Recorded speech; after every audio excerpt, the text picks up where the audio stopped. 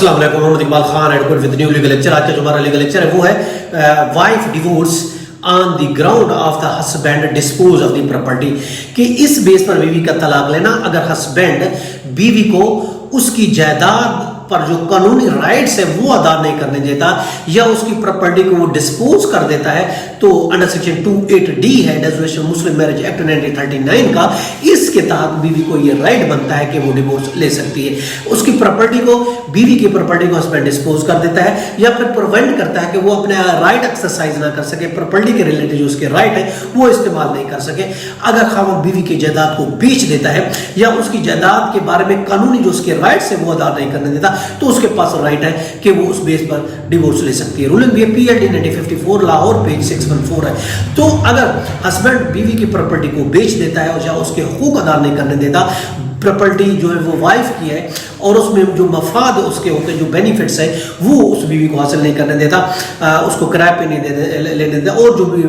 Matters ہیں جائیداد کے متعلق جو امور ہیں وہ سر انجام نہیں دینے دیتا، تو اس کے پاس فار ایگزامپل ٹیکس پیمنٹ ہے، فار ایگزامپل ٹرانسفر ہے، فار ایگزامپل رینٹ ہے،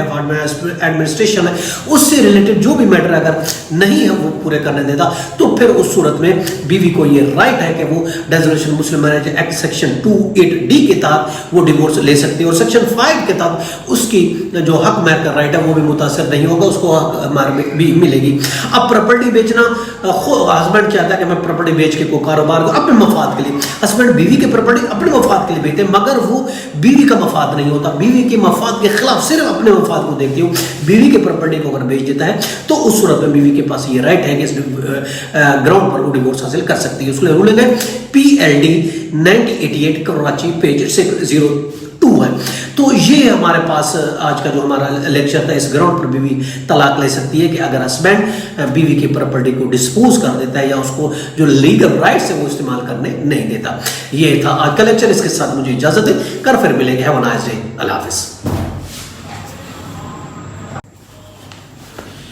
السلام علیکم، Muhammad Iqbal Khan advocate with new legal lecture. آج کا جو ہمارا لیگل لیکچر ہے وہ ہے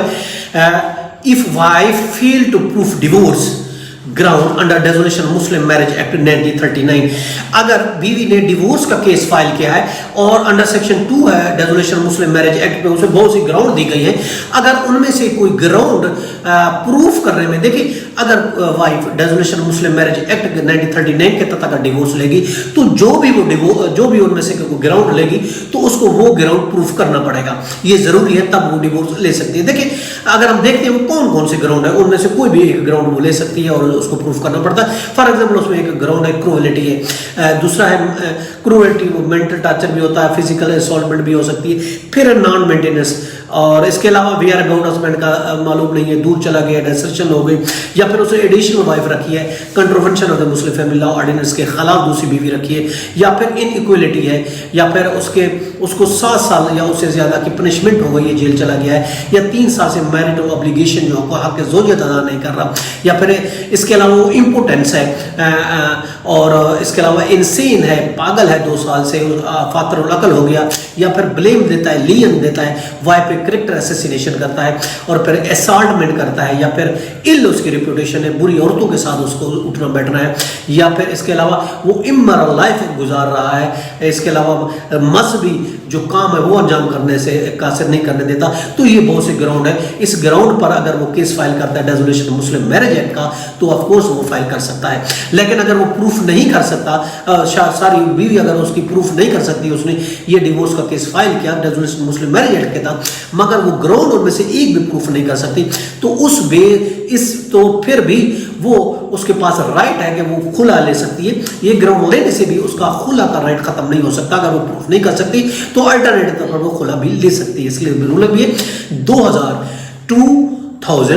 YLR پیج ہے 1258۔ یہ تھا ہمارا آج کا لیکچر، اس کے ساتھ اجازت دے کر پھر ملیں گے۔ ہیو اے نائس ڈے، اللہ حافظ۔